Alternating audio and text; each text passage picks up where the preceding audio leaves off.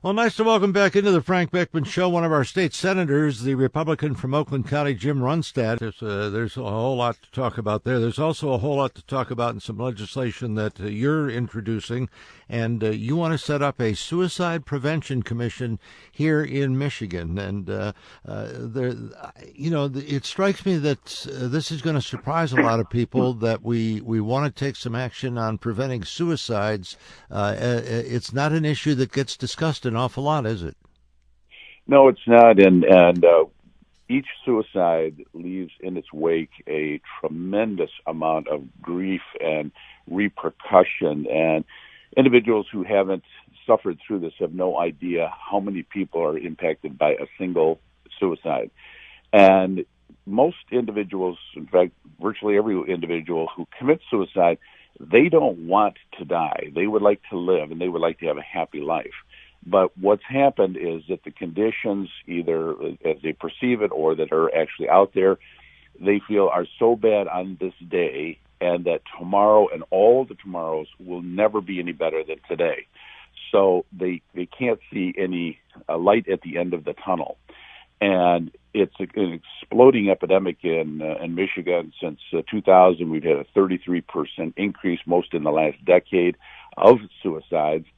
And whenever I've asked, why is this happening, you either get anecdotal stories or you'll get told about one particular group. But that isn't helpful because each one of these groups have a different impact, a different background.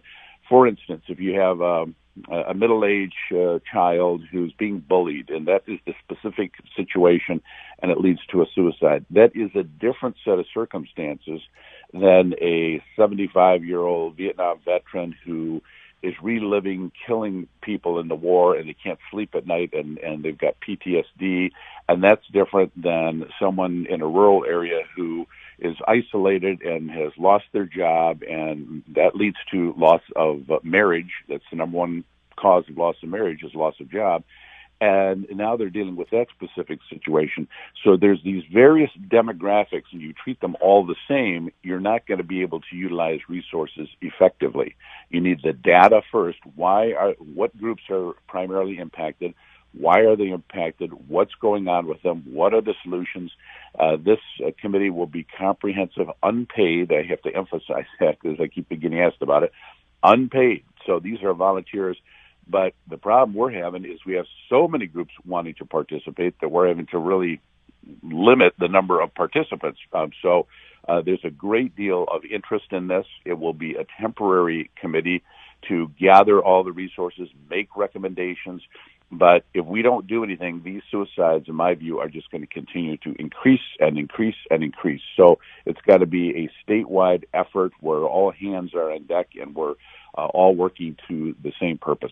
I got to believe that you're going to get a lot of support from that on both sides of the aisle, and probably from the executive branch, Governor Whitmer as well.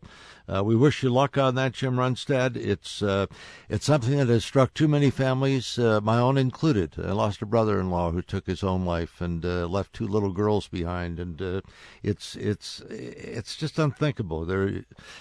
You can't come up with reasons for it, but in that person's mind, there is a reason, and anything we can do to save that grief for another family, good luck in getting that done.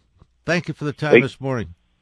Thank you so much, Frank. All right, talk to you soon. Jim Runestad, the Republican senator from Oakland County.